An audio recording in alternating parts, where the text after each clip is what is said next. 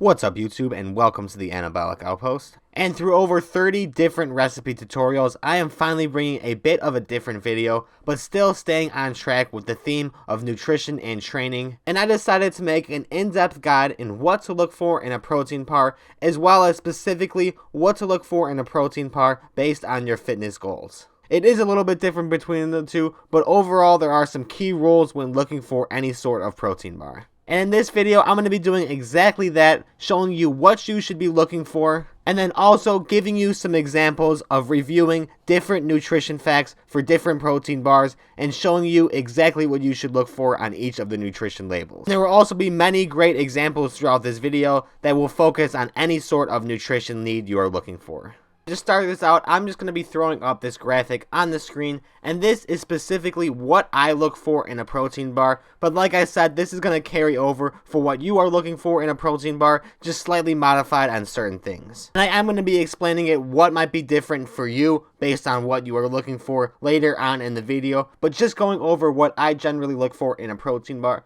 The first thing is going to be 1 gram of protein per 10 calories. I think this is a fair amount, and personally, when you're looking for a protein bar, the main macro that should be in there is protein. If you add in too many calories from other things such as fats or carbs, at that point it really just becomes a glorified candy bar. The next thing that is relating to that is going to be less than 30% of calories from fat. Honestly, I wish this could be lower so I could eat a little bit leaner, but I don't mind taking in the extra calories from fat, and if you're able to find the right bar, these things essentially taste like a candy bar anyway, so having a little bit of extra fat in there is going to be alright if it tastes great. Which moves on to the next one, obviously self-explanatory. I need my protein bars to be tasting delicious. And lastly, obviously money is always in consideration, and protein, as you know, is expensive, so I wouldn't want to pay more than $1.20 per 20 grams of protein. I feel like this is just a good guideline. It really used to be $1, but obviously with inflation this number is just going to keep on going up. So the best way to get my point across and explain to you what to look for in a protein bar is to just look at a bunch of different protein bars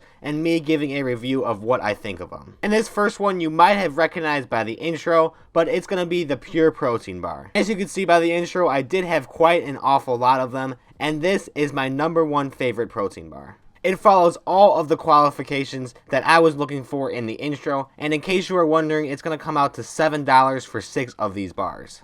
Not a bad price, and just explaining a little bit further of what I'm looking for in a protein bar. I'm looking for roughly around 200 calories with 20 grams of protein per bar. And obviously I'd be willing to sacrifice if the calories were a little bit higher or a little bit lower if the protein was compensated like the requirements said earlier in the video. But I'm really just looking for a quick snack that can maintain muscle protein synthesis throughout the day and hold me over until the next meal. The fat was low like I mentioned I wanted, and like I mentioned, this would be great for somebody that's trying to stay lean and also build muscle, or on the flip side, somebody that's trying to lose weight and just looking for something that's voluminous and also low in calorie that could hold them over until meals, just like I mentioned earlier, like I use it myself.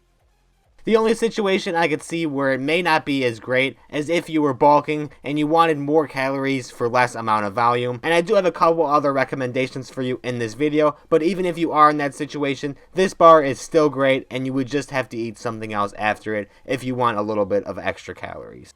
The next bar I'm going to be looking at is the Z bar, and I have been seeing this stuff on the shelves for years and never bothered to pick it up, but recently they came out with a protein bar version that caught my eye, and I wanted to look at the macros real quick before I decided to write it off. First thing that you're going to be looking at is the calories, of course, and seeing that it's 130 calories is quite impressive, but then your eyes directly go to the protein, and it's extremely disappointing to see how low it is at only 5 grams of protein. It's a stretch to even call this a protein bar. And like I keep saying, protein is the most expensive macro, so paying just over 90 cents per bar for only 5 grams of protein, it really isn't worth it. Not to mention the 8 grams of added sugar and all the cheap ingredients in there, it really just buries this protein bar even further.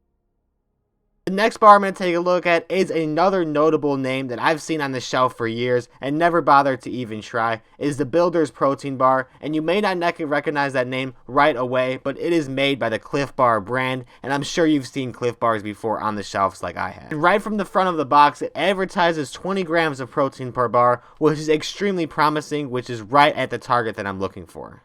Another disappointing flip though, to see that it is up there at 290 calories. To see the calories coming from fat and sugars really just turns me off from this bar completely, as well as the cheap ingredients doesn't make it any better, just like the last one. To top it all off, they were charging around $1.60 per bar, which is a little bit too high for me. Moving on to the next one, which is another bar that I've seen rise in popularity within recent years for its simple ingredients. Their entire concept, as you could see, is listing the ingredients of the bars on the top of the package. And you turn it over to check the ingredients and indeed confirm that there are very few ingredients in this bar, and all of them you probably have in your pantry at home. Seeing that it's at 210 calories for only 12 grams of protein is a little bit low for me, but really not bad compared to the last two that I just showed you. And unlike the last two bars, I could actually recommend this to two certain groups of people. The first would be somebody that is really big on eating whole foods, whether that be for health issues or they just believe that is the best way to live.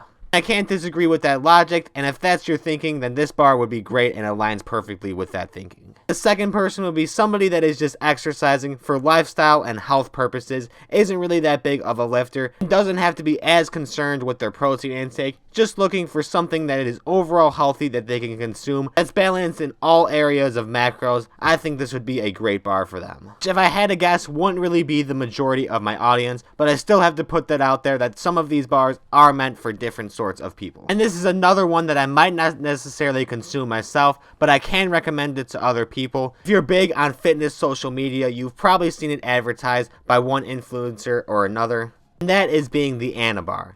And it hasn't really been marketed as a protein bar, and when it has some controversy, so they've kind of been able to market it into a whole food performance bar, but it's still basically a protein bar at the end of the day. Just like the last one, if you're taking a look at the ingredients, it does have a lot of natural ingredients and not a lot of hard to pronounce words, so if you're into whole food, this would be a good bar for you. Like I said, it's a little higher on calories based on the amount of protein there, but if you're bulking, that is really who they marketed to, and this is a perfect bulking bar. The only unfortunate thing why I wouldn't recommend this to anybody is because if you do order it, it does come out to like $3 to $4 per protein bar, which is insane for a protein bar, and I wouldn't have anybody want to be paying that price.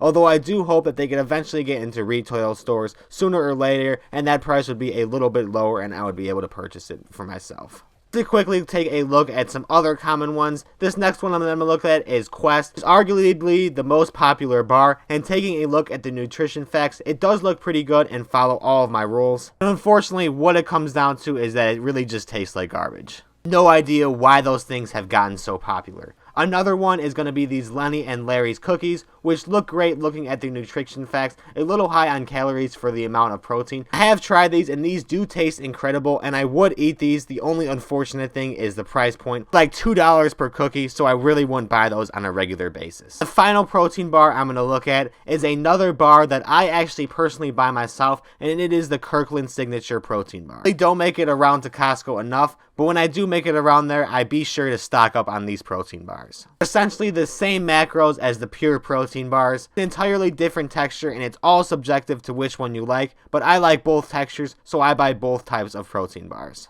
Best part is that at Costco you could buy these in bulk and make it even cheaper, so that it's just around $1 per bar, so it's $1 per 21 grams of protein, which you really can't beat. Those are all the protein bars that I wanted to take a look at in this video, including the explanation that I had at the beginning of the video, so hopefully you can now understand what you should be looking for in your own types of protein bars. Based on what you have available for where you are in the world, you could apply this knowledge and find something that works well for you. Like I said, Pure Protein and Kirkland Signature are the two bars that I buy on a regular basis myself, but if you do find anything else that you think tastes better, has better macros, or meets any of the qualifications that I like from my bars better, please comment it down below and I will definitely be sure to check it out. Always looking for the next protein snack, especially something that could be convenient that I could just take on the go and eat straight out of the wrapper. Hopefully I didn't explain that too weirdly and you got some good takeaway points from this video. If there was anything that I said that you weren't sure on, or you did have any questions or were confused, be sure to comment down below and I will get back to you as soon as possible.